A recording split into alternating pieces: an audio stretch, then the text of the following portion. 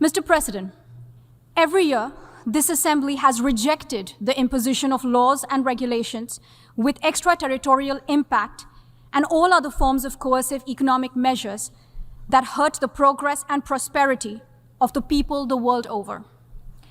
Last year, 187 member states voted in favor of Resolution 78/7, expressing their strong support to lifting of the embargo.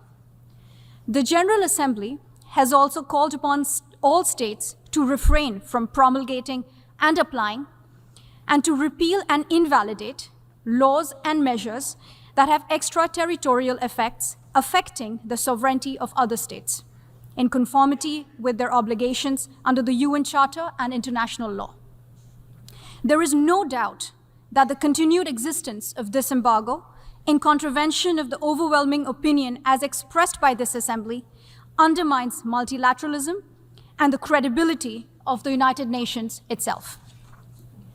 Mr. President, as the world's largest democracy with abiding faith in multilateralism, India stands in solidarity with this Assembly in its unambiguous rejection of domestic laws having extraterritorial impact. Such embargoes have the effect of impeding the full achievement of economic and social development by the population of the affected country, in particular, women and children.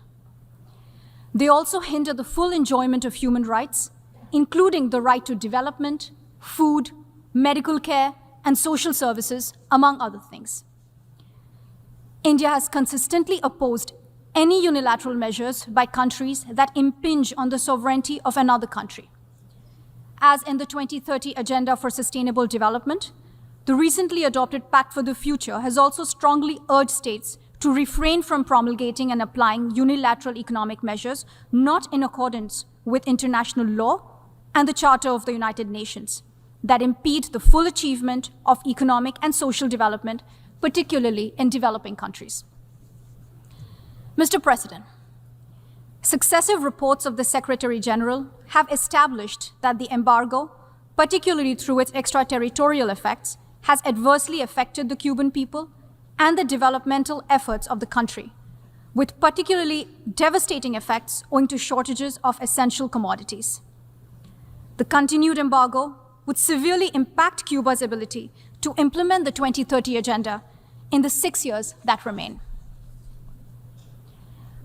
Mr. President, people-to-people contact holds immense possibilities for fostering better understanding between nations.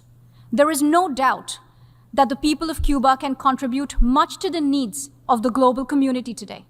But to enable this, the international community needs to intensify its efforts to promote an environment free from sanctions and embargoes. India hopes that the embargo will be withdrawn at the earliest and supports the draft resolution moved by Cuba.